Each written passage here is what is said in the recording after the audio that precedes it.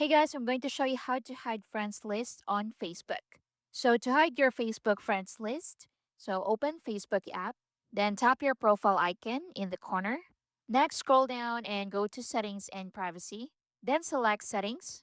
Now from here, scroll to audience and visibility and tap on how people find and contact you. Click on that. Then from here, so tap on who can see your friends list. Then select only me. If it is set to public, select only me.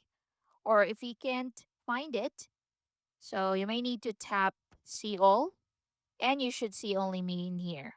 So select that and click on save. And that's basically it. You can also change the visibility of who can send you friend request. Just click that and you can set it to friends of friends only and click on save. So people will always be able to see mutual friends when they visit your profile. If you want to secure more of your account, you can also hide your past posts from the public.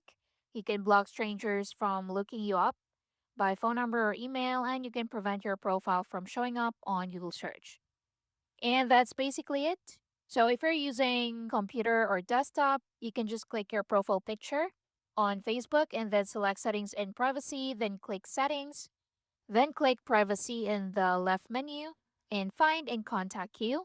Then next to who can see your friends list, click edit and choose only me.